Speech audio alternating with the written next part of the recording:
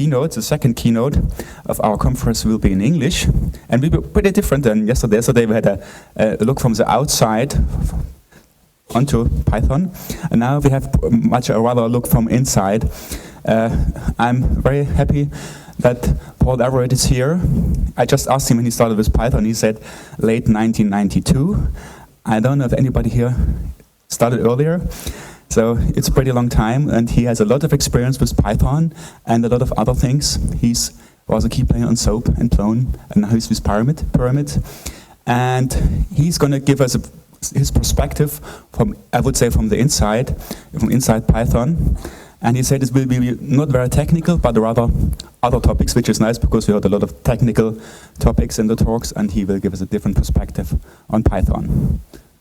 Well, it's all yours. Okay. Can you hear me? Can you see me? I'm down here.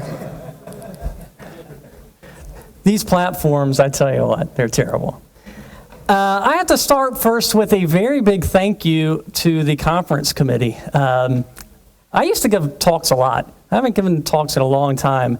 And for them to go into the museum and dig up an old relic like me to give a talk means either that there aren't that many people to give talks in Germany, or I better come up with something new and fresh to say. So really a very big, heartfelt thank you for that. And it's nice to see some faces from the past. You guys, I'm sorry to say it, you're getting old. If you remember me, you're getting old. A little bit about me. First, raise your hand if you've heard me speak before. Do you remember me ever saying a content-free guarantee? Yeah. I promise you, you will learn nothing useful in this talk, but you'll laugh, and that's the only thing that matters. A little bit about me, just to get that out of the way. I'm currently a partner at Agendalist Consulting with Trace Seaver, the creator of the CMF for Zope. He's older than me. And Chris McDonough, another Zope guy who's the creator of Pyramid, and I manage large internet projects. I don't know about you, but when people in your life say to your kids, "What does your daddy do?" There's no possible explanation for what we do that will mean anything to any human. These days, I do all of my billable work on Pyramid, so I'm really happy about that as part of Agendalist Consulting. Before that, I spent 2002 through 2006 in France. I was running a business partner network for small businesses in Europe who were using Zope. And for a few years, I was the director of the Plone Foundation, and for 1 year, the president of it. Before that, I was one of the founders of Zope Corporation, also known as Digital Creations. From now on, I will say Digital Creations, and you will understand later in this talk why I say that. Before that, I was involved with Python pretty early in this thing called the Python Software Activity. I'd be surprised if anybody has heard of that. Yeah, all right. As well as the original PyCons, which back in the day were called the International Python Conference. International, and a transparent attempt to make it look bigger than it actually was. Okay, before that, there were dinosaurs. So we've gone pretty far back in time. Let me jump right into it. Raise your hand if you've heard of this thing. Raise your hand if you've heard of it recently. Yeah, ha, ha, ha, ha, ha. My apologies for this talk. I will freely confess that it will sound a little bit like a grumpy, short old man. I'm two of those. Talking about the past and back in our day, we were the big thing. You know, some disillusioned old timer complaining about being the new thing back in the day. But the truth is, I'm really happy with the way things have worked out. So this is not that at all. Instead, this is more some reflection and admission. This was what the title of this talk was originally going to be before I chickened out. An attempt to try and talk about that thing that you used to hear about and haven't recently, and what went wrong. So I have to apologize. There's going to be a lot of Z's in this talk. I'm going to talk about Zope, but I am not here to promote Zope. No. Me and the 3 people still using Zope would be very happy if I did, but I'm not. It's also going to be a little bit personal. This is not a technical talk at all. I'm going to try and talk about some of the things that happened and look back on them critically. I don't pretend that I have any lessons to impart on the successes of today, just a little bit of reflection. And just as a programming note, I like questions. I like questions during the talk. Don't save them for the end. If nobody raises their hand, I'm going to be really hurt and cry. So please, if you have a point to add, if you have a funny story, raise your hand, because this is the funny story talk. Okay, that's the end of the disclaimers. Let me set the scene a little bit. I'm going to start at the end, then go back to the beginning.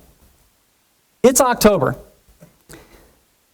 After I had drafted the outline for this speech and the talk of this speech, in fact, 5 days ago, Heroku puts out a wonderfully poignant press release about this very topic that I'm talking about. It is a press release where the hot new thing, that sexy new thing, Heroku, is talking about the sexy sort of new thing, Django, and the still sizzling hot old thing, Python. So one hot new thing supports another hot new thing, all on top of a hot thing. All about Python. We love Python. And I really enjoyed reading this and seeing the Ruby, essentially, the Ruby people's view of what our world looks like from their eyes. I'm not going to say I agree with it or disagree with it. I just found it pretty nice, pretty interesting. And as I parsed this press release, I will admit it smelled a lot like Heroku supports Django and Python's along for the ride. And that sounds familiar from somebody else back in the day who used to be known as, when Python was like the runtime for Zope. So I certainly hope that things don't work out that way for Python with Django. But I'm reading it and it's all good, Ugh, and there comes the knife. Then they have to bring up Zope. Oh, couldn't you leave it alone? They lead with the good stuff. Is this praise for Zope? Maybe they're going to say something good about Zope. It's passive aggressive. That's probably what it was. Somebody put it in there. Birthplace. Oh, that sounds good. Pioneering, ahead of its time. Ooh, ahead of its time. This story's not going to end well, is it? Then they get in the damnation part. Little impact. We had impact. We really did. Too much complexity and learning curve. And then a checkered history. Is that what we're down to now? Zope was just a checkered history. And then look at this part. Let me see if I can get my pointer working. Yep. Django discarded Zope. And it kind of goes to show, Chris McDonough gave this opinion, history is written by the winners. And all credit to Django, it is definitely winning. We were talking just before my talk that the Django conferences are getting bigger and bigger every year. They're doing things seriously right at an age when Django is kind of at the age when Zope started to go a little bit downhill. But there was an uphill at that point. There was the top of the hill at that point. At one time, Zope was the winner. Where did it all go wrong? That really is the topic of this talk. For those, I'll ask it differently. Raise your hand if you ever used Zope. Oh, this one's for Andreas. Raise your hand if you ever worked for Zope Corporation. All right. For those of you who used it, raise your hand if at one point, I don't mean the end, maybe in the honeymoon in the beginning, raise your hand if you liked Zope. Unanimous, for the record, everyone raised their hand on that. So where did it all go wrong? What happened? Well, that's the topic of this talk. Let's go back to the beginning. This is a little bit of a postmortem. Postmortem, autopsy, those are words you use when something's dead. Zope isn't necessarily dead, it's just sleeping. And this talk is a keynote, but it's a journey and a discussion of an outcome and how we reach that point. To go back to the very beginning, I'll go back to 1994. This is when I first got involved in Python. There was Python 1. Looking back on it, it was Python 1. At the time, it was 20 guys talking to Guido. A workshop at NIST. And there's still a web page up for it. That icon at the top was on a t-shirt. I've had that t-shirt for most of my adult life. My plan was to come to this conference, take off this shirt, be wearing that shirt, and then when I talk about Zope, put on the Zope shirt, put on the Plone shirt, put on the Pyramid shirt. I think I gave this t-shirt 2 months ago away to the thrift store. Oh, seriously, that thing's got to be worth $100 on eBay. This is a picture of me from the workshop. This is before I got married and my wife explained you can spend more than $5 on a haircut. And I don't know if there are any Dutch speakers. I presume this is Dutch. What is orange boven and why is it behind my head? I don't have orange on top. Okay, well anyway. So on that board there were all kinds of things being talked about. From this first workshop, even though I was really new to the whole thing, I can look back on it and see some lessons. Mainly, I ain't that smart. My place in the pack is not to write code, but instead to help on organizing conferences, bylaws, things like that. In which I proceeded immediately to make my first mistake on that topic. We tried to write bylaws, Michael McClay and I did just after it, and we wrote, the Constitution of the universe, which was stupid. At that time, we were just 20 guys in a room. And looking back on that, there's a little bit of a reflection. How does a community organize itself? When it reaches the point that it needs it, does it do it? How does it do it? Is there a right way? Are there more than one right ways?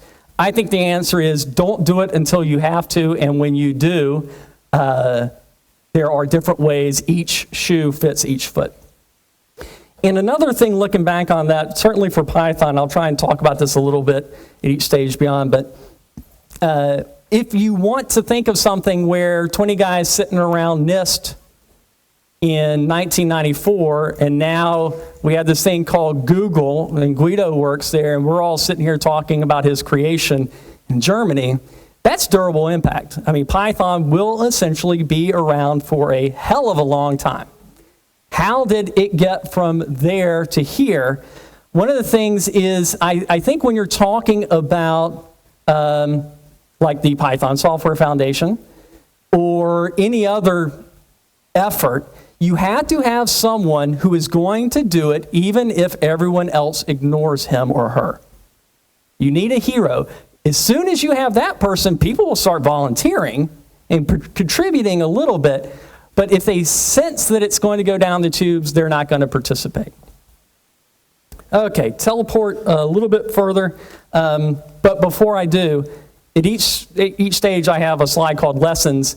If you have any questions or anything you'd like to add to this point about the early days of Python, what it looked like back then, how it was organized, anybody have any comments they'd like to share? Okay, so that's your free pass. Your next one, you'll have to come up with a question.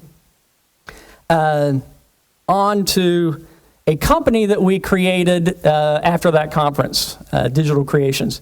My best friend from college, my roommate from college, Rob Page, he and I created a company that that eventually was a joint venture with a consortium of 3 of the largest media companies in the U.S. And our job was to bring newspapers online, specifically classified advertisements, which were 35-40% of the profits for newspapers at that time. Just to tell you how funny things shake out. At that time, every one of them was convinced that Microsoft Sidewalk was going to put them all out of business. You had to be pretty old to know that Microsoft Sidewalk even existed. But things don't always work out the way they seem. So we were majority owned by this thing called Infinite. They had 70%, Rob and I had 30%. And the business case for us was to help them prevent their customers from shooting them in the foot. So we had a customer the consortium, who had a whole bunch of customers who were newspapers, who had a whole bunch of customers that are readers. Doink, doink, doink, doink. Everybody could shoot everybody. And before we came along, if you wanted to change a password, it was in the etc password file for your login to the website. We needed a way for you to be able to change your password online. Seems very simple. Back in the day, that was an epic and frustrating adventure. It took like 7 weeks to get your password changed. What did we create based on Python? Oh, and I should mention, that's Jim Fulton at the top, and Brian Lloyd, for any of you Zope people. And we created this system in Python called Bobo. And Bobo has an interesting genesis, probably one of the better known stories from the early days of Zope. We hired Jim in mid-1996, I believe, like April, May, and there was about to be a Python conference coming up, IPC 5, I believe. And I had, no, that one, IPC 4, and I had taught the CGI course at IPC 3. My wife said, you're going on a vacation for IPC 4, so Jim had to go teach CGI at IPC 4, and he'd been hired 1 week earlier, and he had never done the web before. So he had to learn the web and then go teach it, and on the plane ride there, he created just about everything that is known about Zope today. Object publishing, the idea that, and this whole traversal thing gets a bad rap. This isn't that hard. You have a URL. It is nothing but walking through Python objects, calling a method, finding out what arguments it wants, grabbing that from the environment and passing it to it, and handling a traceback if something goes wrong, and then putting security on all of that. We also had transparent persistence at the time. This is 1996. Life was miserable for web programming in 1996. And we come along with this thing. This is about the only thing that I'll really say about. I'll complain about ourselves for a lot of this other stuff. But this was cool way back then. And it had a badass name called Bobo. Who would ever call their thing Bobo? It's because, yep. One question, do you know that there's still a project named Bobo, which does framework on Python? Yeah, so the point was there's another project from Jim Fulton to kind of teleport Bobo into modern Python. And he chose the name Bobo. And the funny story behind that is we had to go and show it at IPC 6, I believe it was. And it was one day before and we hadn't named it. And I said, I've got to think of something so bad, I'll have to come back and rename it later. And Bobo was the first thing that popped into my head. But these were exciting times. Objects on the web was the big thing. They were going to do Corba over HTTP. So they had a workshop between the W3C and OMG. This was a nice little highlight for me and Guido. Whoop, I'm one ahead. Yep, okay. So on the program committee, Guido and I are there with Tim Berners-Lee. That was nice. Yay! We were big. Wrote a paper for IPC 5 in 1996 where we released the software. And some lessons from this phase. If there's going to be a majority owner in your company, make sure you're it. Because later on, they said they had a vote, who wants to dissolve the company? And 70% of the hands went up. It's closed. Objects, web, Python community back in 1996, 97. That was a lot of fun. A lot of cool people, cool ideas back then. And we really were doing some innovative stuff to be proud of just then. Obviously, you choose a name like Bobo, and it never goes away. And then when you do make it go away, people get mad. We love Bobo. What do you mean you loved it? Do you know what it means? Okay, 1997, before I go on, from that phase, anybody go back far enough that they actually used Bobo? All right, kids these days, golly. Any other points from back then? Did anybody ever use Corba? Okay, good. Point back here. You have a point or a question? Oh, you're just raising your hand? Okay. Okay, let's go on to next year. We needed to make money. We thought we were a product company, so we're going to take this open source stuff, make a real grown-up version of it as an application server, and sell it. And so we came up with the upsold version of Bobo called Principia. I know that's not the Latin pronunciation, but people in the US, they need a little bit of help. So we came up with an application server that we sold to the Navy for $20,000, and it fit on a floppy. This is it. Now, you can't sell a $20,000 product on a floppy. Even the government will figure that one out. So we had to put it on a CD-ROM. Well, what do you do with the other 99% of the space? So you know how usually you compress stuff? We inflated stuff. gzip has this option, you know, to go the other way. Lots of different flavors on there, everything you might ever need. The entire web at that time.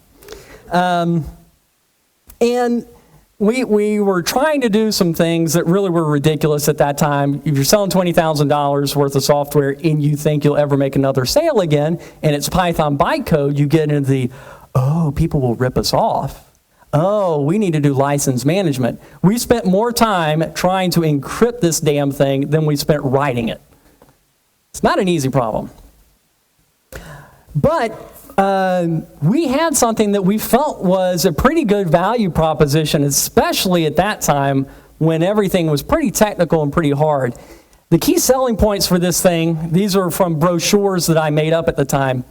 URLs that you can read to your mom over the phone. Back in the day, it was like blah, blah, blah, blah, blah, .php question mark, ID equals 32-bit integer, some other stuff. So that URL scheme that we talked about was pretty clear to people. This idea of a multi-level security model where you could give control to people who gave control to people who gave control to people all along that folder hierarchy system really was useful on internal projects, internet settings, things like that. The one at the time that felt the best, which over time proved to be both the promise and the peril of the entire world of Zope, we had an object database written 100% in Python that we pitched as a database that feels like a file system. That pitch worked. Maybe not for Python developers, but for the people who had money, that pitch worked. No offense. The database file system abstraction really worked. Then the one that probably was the biggest hole in our story, I'll talk about it later, it was intended for people who didn't think they were programming. They went to a web UI, they assembled a site, put some stuff in. We actually let them put snippets of code, Python code, into a text area and stored it with the content. Which leads to some of the first real admissions of mistakes we made. There was a time in, I guess, 97, I had my tiny little office, Jim had his tiny little office next door, Rob had the good office. And Jim comes over, sits down, and this is when we were just going from transparent object persistence of Bobo, where it was small talk. Jim was a small talk guy. You just assign something to an attribute and it's stored. There's no mapping. It's just stored. And it persists. But then we started doing caching, and then we started doing transactions, and then we started doing stuff. And Jim comes over and says, I swear he said this. I can picture it. He was there. I was here. What do you think we are, a database company? And as it turned out, we turned into a heck of a database company. But all of these reveal some of the original sins in what we were doing. No programming meant hide Python. We were shipping a commercial application server whose explicit goal was to hide Python. And then later we tried to pitch ourselves as the killer app for Python. Does not compute. And also we thought we were a product company, but really we were making our money from consulting. From these things though, these things that were innovative were also different. Innovative is a good word. Different, When you want to sell products to people with a lot of money, you can sell it if you have one disruptive innovation. If you have 5, it feels like revolution and they won't buy it. We didn't learn that lesson. In 1998, we went open source with our commercial software, merged everything together. The story behind that is kind of fun. There's a guy, Eric Raymond, and back before IPC 7 in November 1998 in Houston, the International Python Conference in Houston, we were planning to go there. I was there, and we heard word that Eric was coming to speak. And at that time, Eric was hotter than the surface of the sun.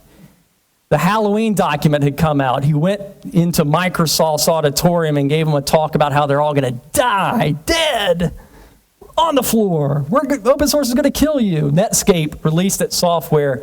Eric and Tim O'Reilly and Linus got on a podium at a conference and created the word open source as opposed to free software. So Eric was really hot, and the Washington Post newspaper was following him around and had a reporter at IPC 7. And when I realized that, I realized, hey, we might get in the paper. And we've been talking about doing some things. So I phoned back home, talked to Jim and Rob, and we had just gotten our first round of venture capital. That's not a small number. And the venture capitalists who gave it to us, Hadar Pedazor, very enlightened venture capitalists, tremendously compared to all other venture capitalists. Also, a very good programmer. He knew of us because he used our software on Wall Street. And very good at business. So he was way smarter than me technically and way smarter than me at business. Dang. But he had just joined the company and just given us our investment and was advising us. And we were talking about going open source, and Hadar was the one who said, you're going to go open source. And we're going to use this conference as a chance to make an announcement that makes a big splash.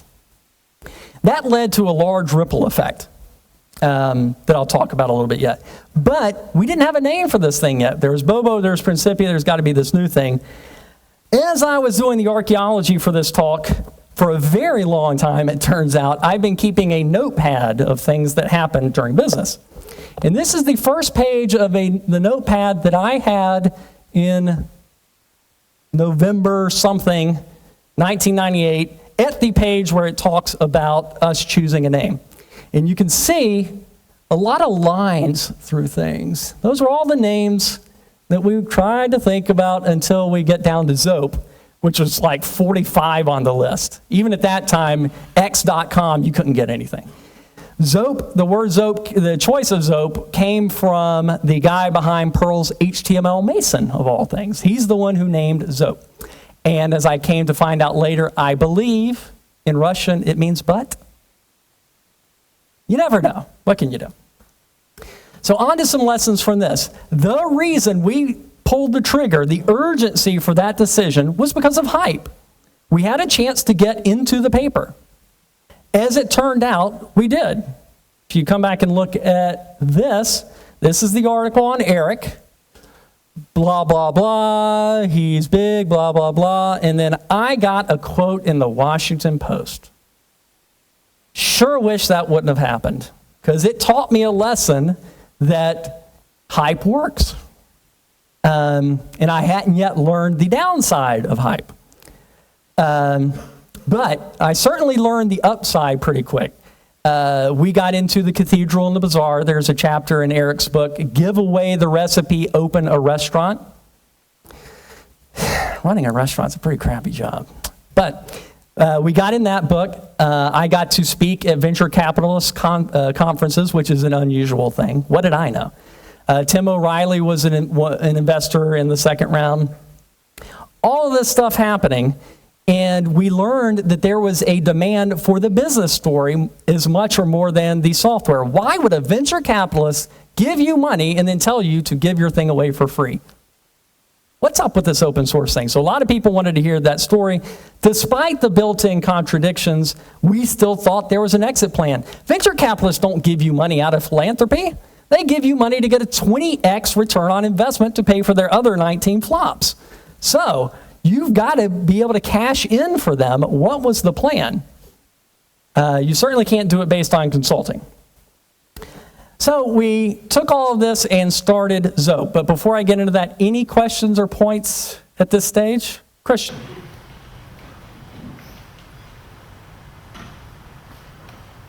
So what I just see there is that we as the Zope project, we were already screwing up with naming stuff when we started out, not just having bad names like in the last 2 or 3 years. We already started with that. It looks really like tradition.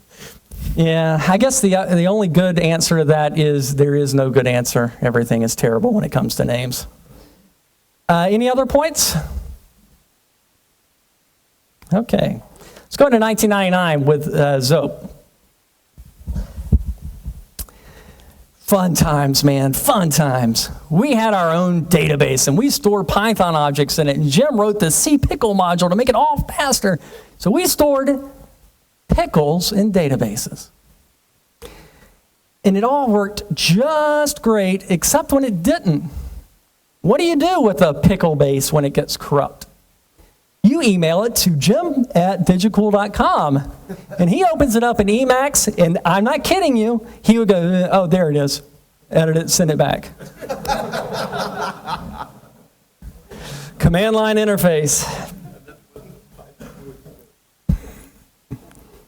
And equally, we were taken off on the open source business story side. This is back in the day, the World Wide Web Conference was the big event. And they had a conference in Toronto. I was on there, misspelled my name. And I gave a business talk, which I stumbled across this morning when I was looking around. Oh, this one hurts. It kind of shows, though, that this story, open source business, venture capital, back in that time frame, Red Hat had gone IPO, was super hot. So I get a talk, Building the Perfect Beast. Beasts don't look so perfect now. And look at the first sentence. Oh, boy. That's almost like on the tombstone. Unfortunate choice of first sentence. Some of the lessons to learn from this are some of the best lessons. Let's start technically first. We created this thing called Z classes. Funny story in itself. People could store data in their database, and then we let them store Python functions, essentially, as content in the database. This is going so well, why don't we let them create classes and store it in the database and define their own classes through the web in a web browser and call it Z classes? People loved this. I have met tons of people who the only reason they're doing Python is because this got them into it.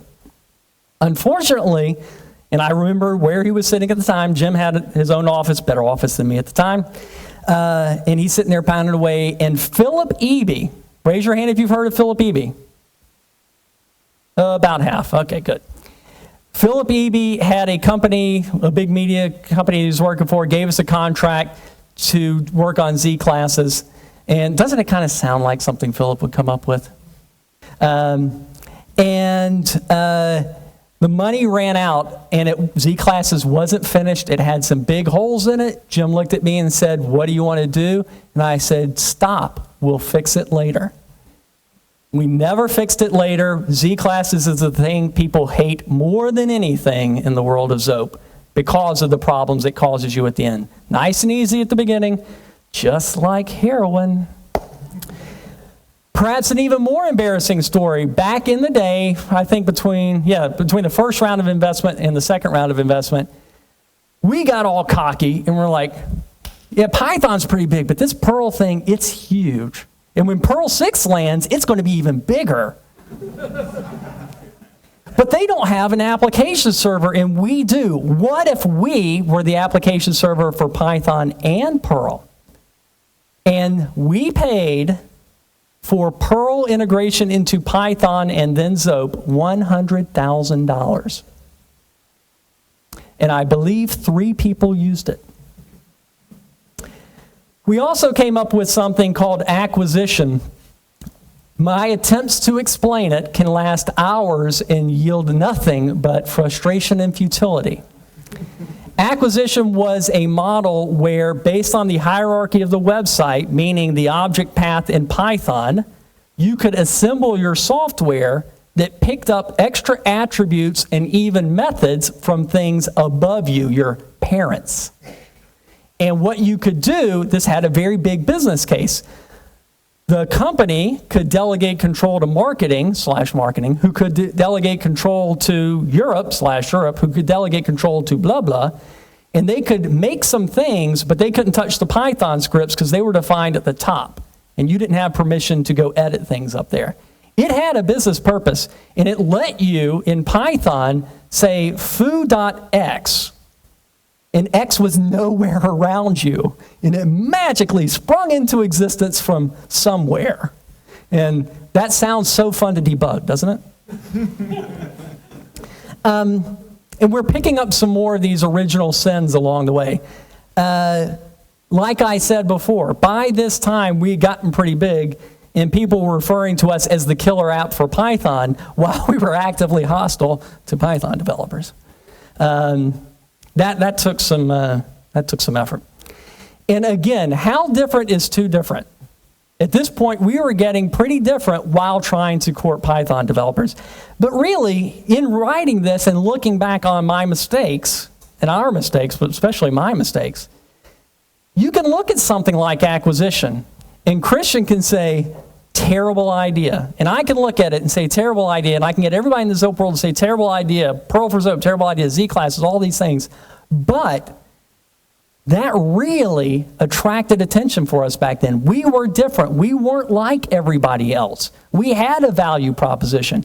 We could have gone the safe route, not done those things, and never gotten noticed.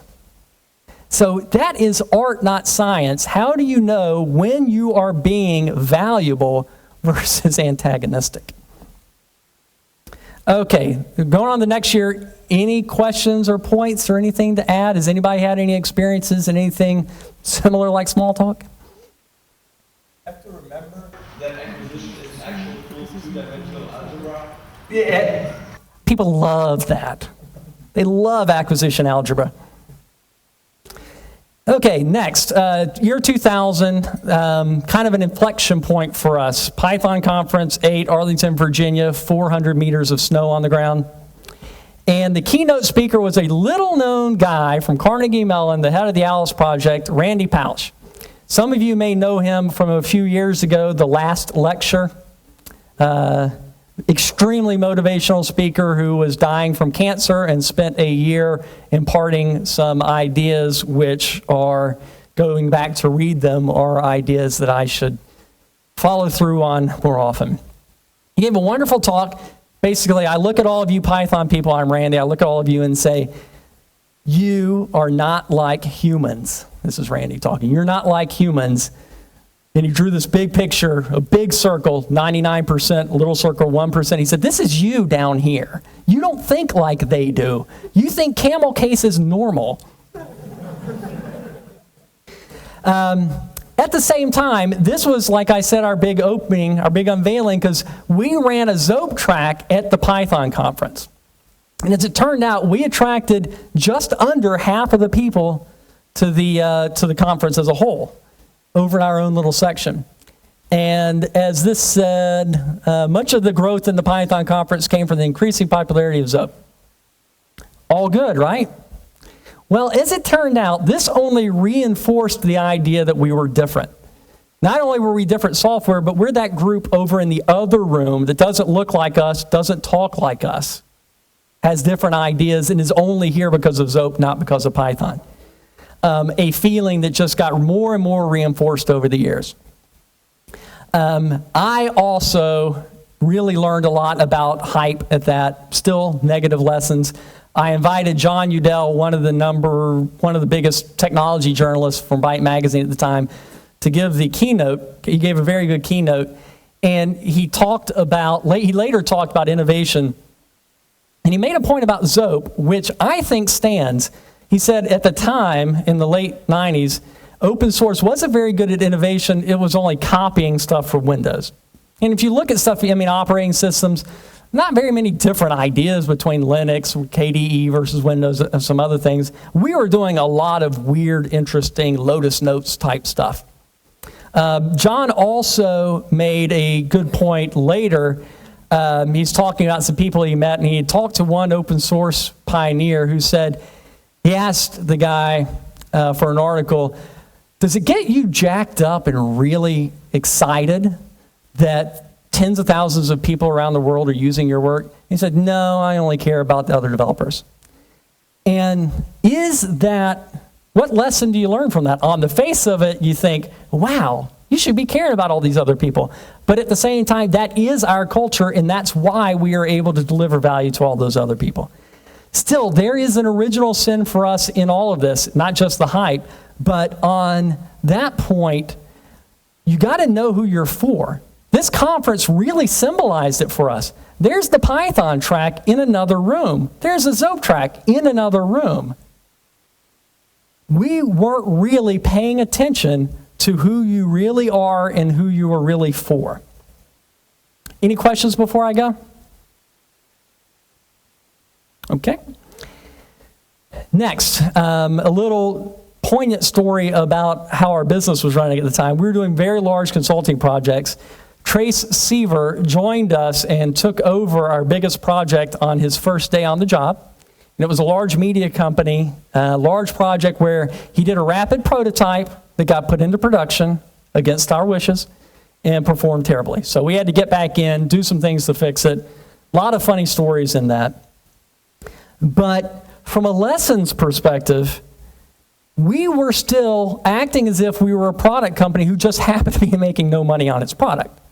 We still thought consulting drove products, not consulting was consulting. We even organized our accounting model to make consulting look bad and make products look good, so that every project that we did spun off some software product.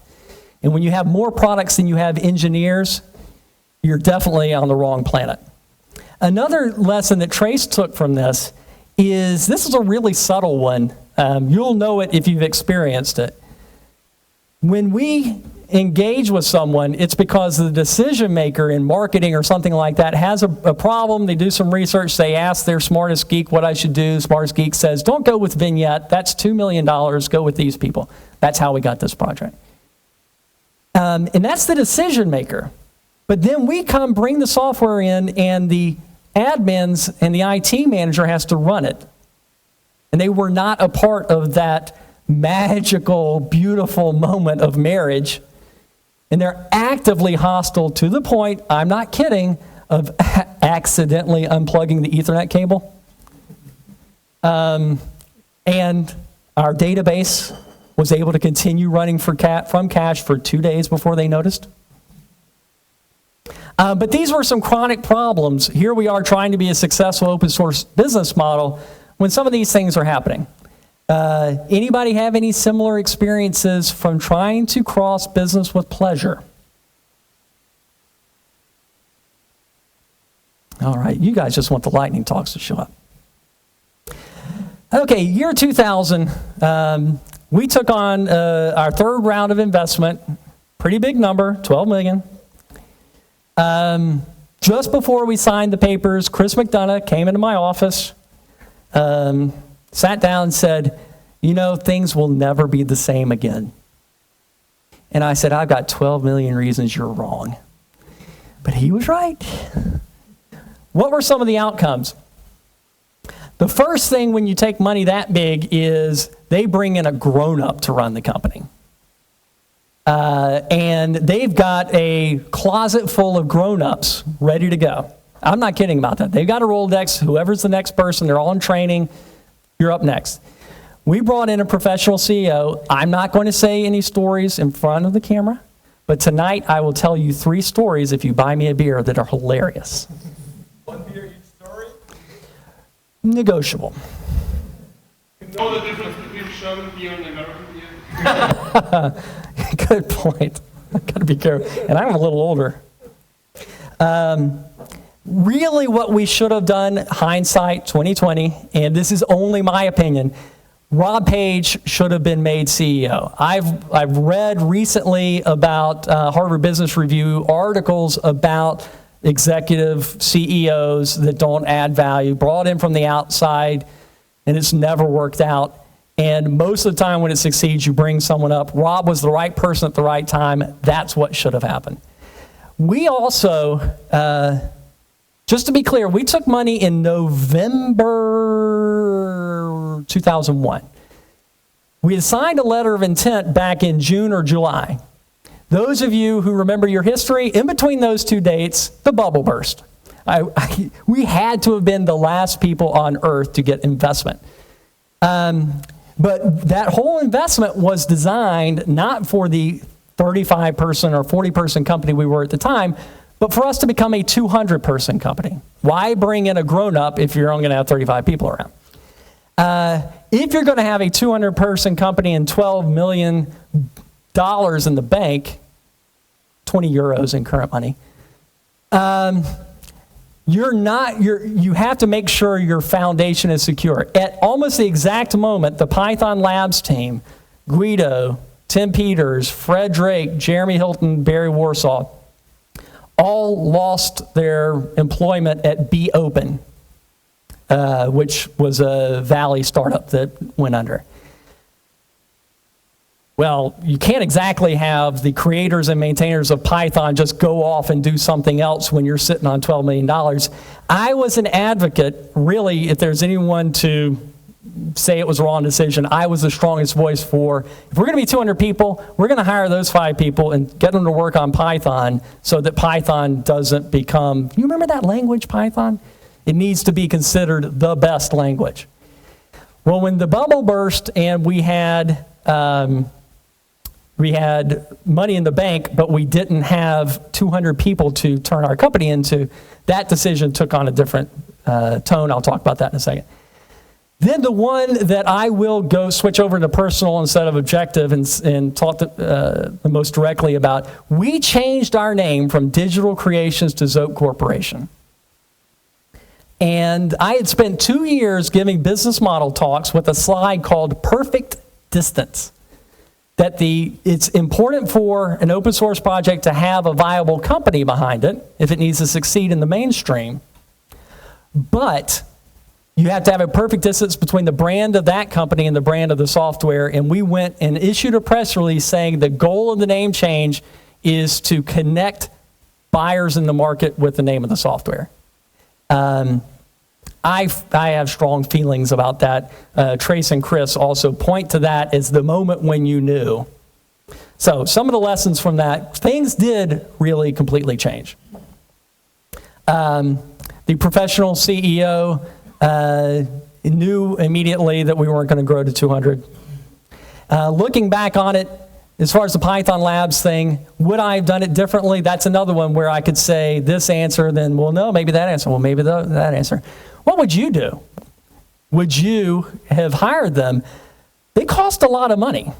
And for 3 years, we did good by the Python community because we let Guido work full-time on it. The other guys, the ratio shifted after a while. But Python was stable and was able to kind of grow into its golden age because we were providing safe home. We didn't do anything, that I remember at least, to put some hidden agenda in there. But they were expensive. And when we weren't going to be a 200-person company, that's a tough decision to look back on. Obviously, there's a question, would you have done the C round differently? Would you have even done it? And on that one, if we didn't, things would have dried up very quickly. I'm going to speed up a little bit. Yes, Marc-Andre.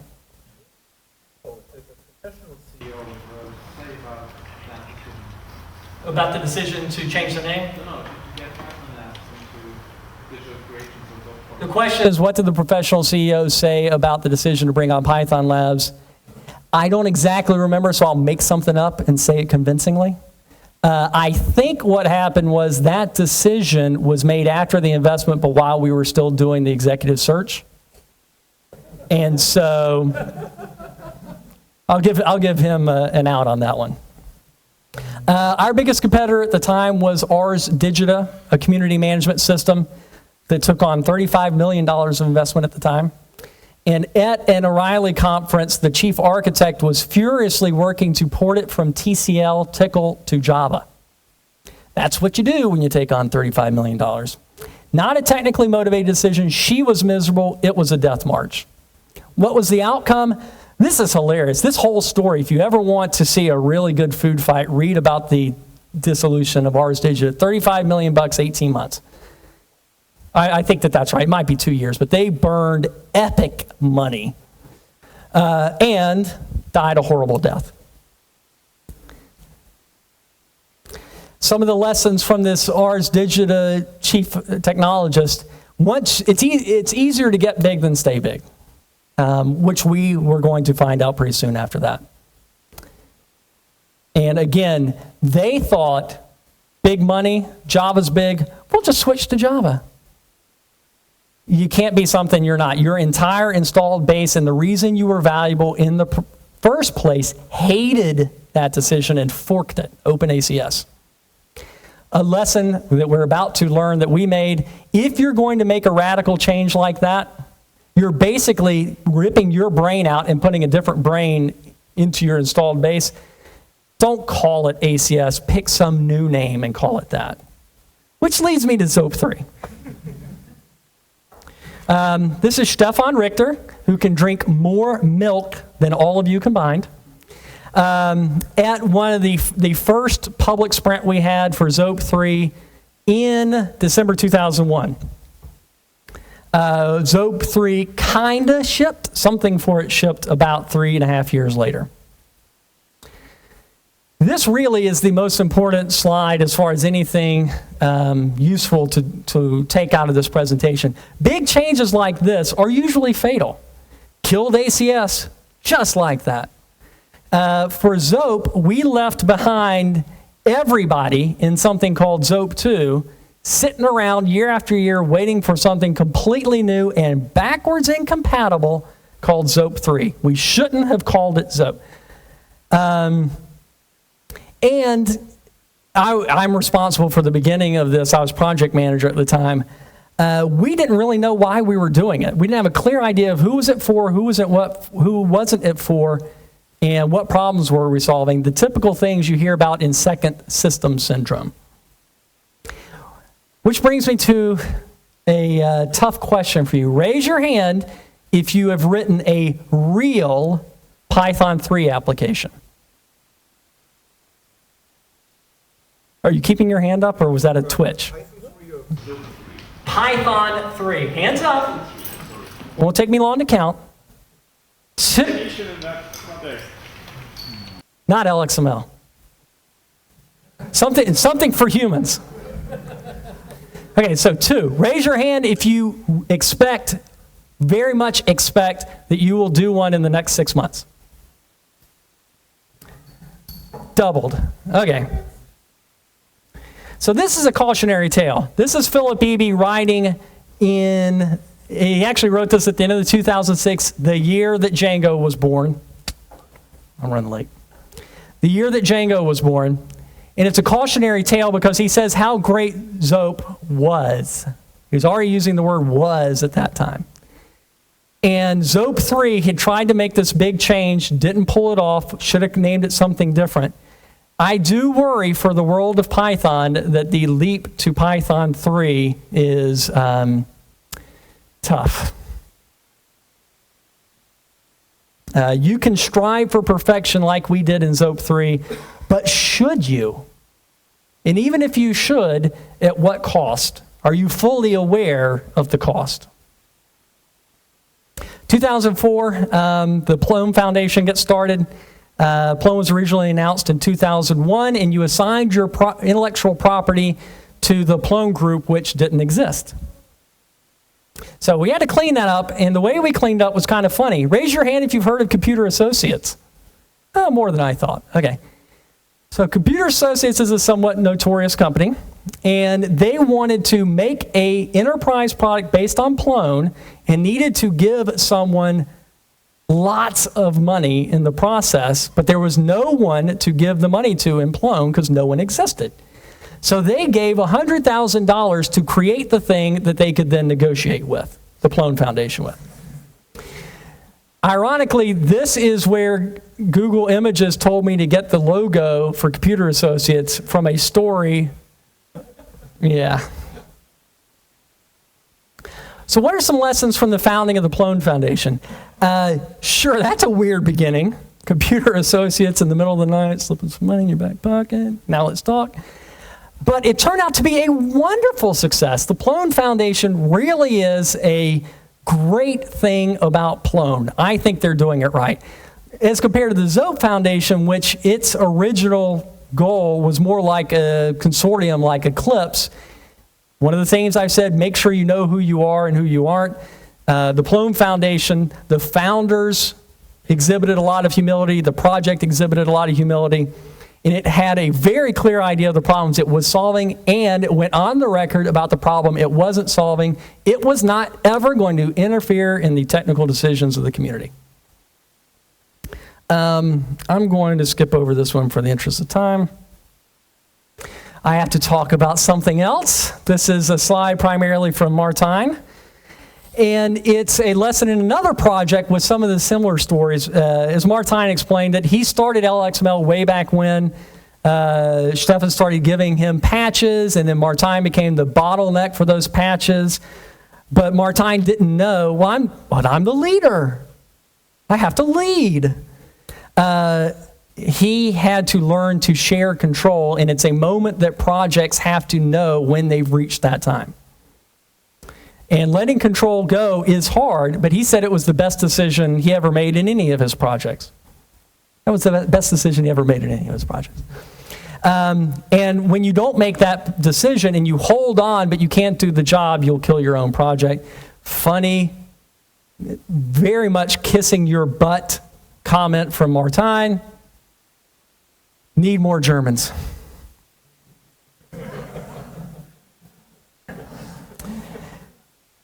Getting into the present.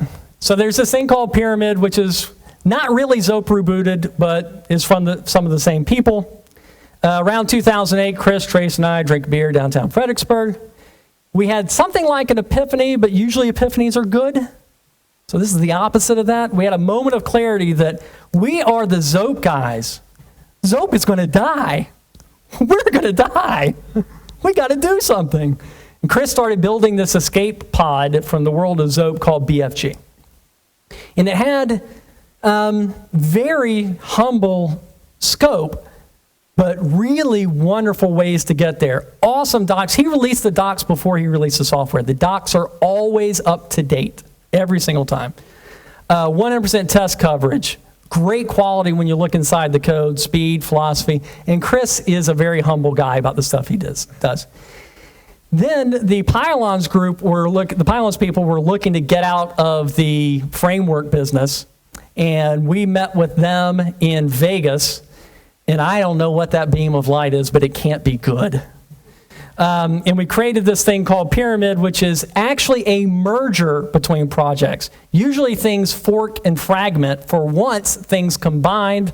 Armin had a good quote on this, that this was one of the best events. Forget whether you use Pyramid or not. The ethic of having enough humility to join forces with someone else is a good thing. And if you have enough humility, you can avoid some of the mistakes we said before about second syndrome.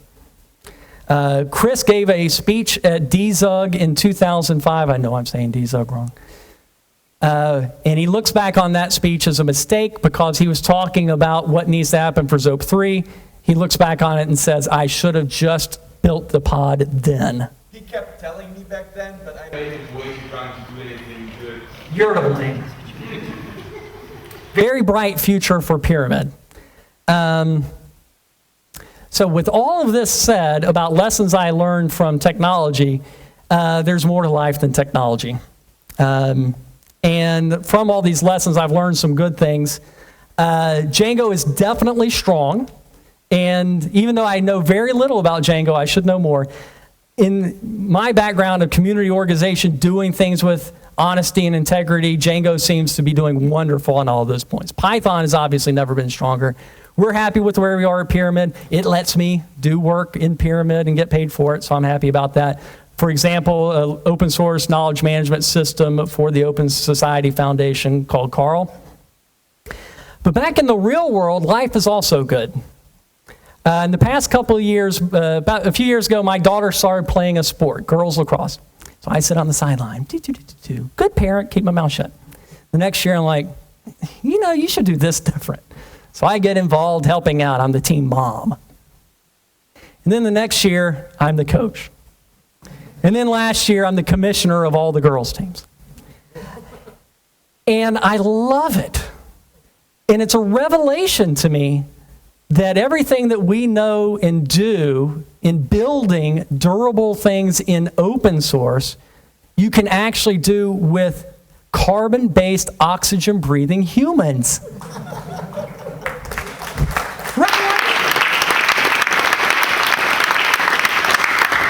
Gratuitous picture of my little girlie going all strong down the field.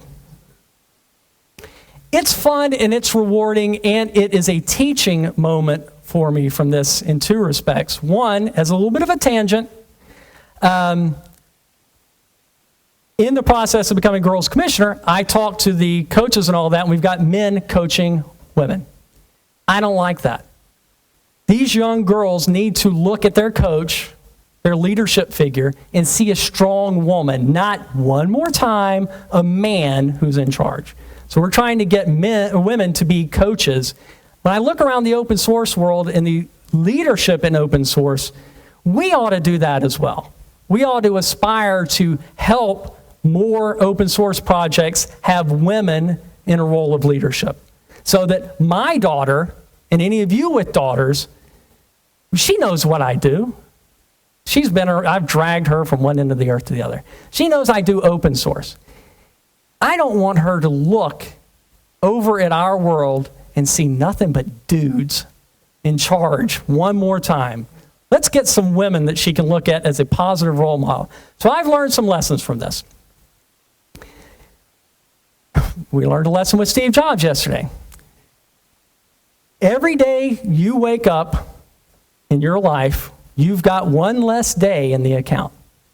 And that day should be spent as well as possible for whatever you define as well, as constructive as possible. Make something out of it. So I'll get to the best 2 words in any presentation. I've learned a lot of lessons that I've talked about here. Some of the original sins, getting addicted to hype, hiding Python, being too different. I talked about don't be something you're not, know who you're for, know who you're not for. And I've gained a little bit of perspective from all of this and looking back on it and being in youth sports and seeing young girls trying to be strong women. I've gained some perspective from all of this. Namely, we should all remember how lucky we are. Really. We are the Python community. Look at what we get to do for fun, but also for our job. We get to work and play with others in work that is intellectually invigorating. It's fantastic work. But not just that, we've gotten to build rewarding relationships with people from other cultures all around the world. Look at me. I'm a redneck from Florida giving a speech to a German conference. How did that happen? And we should remember to do work that has lasting benefit. And if you want to ask the question, how fortunate we are, ask how fortunate we are to live a life with purpose and joy. Thank you.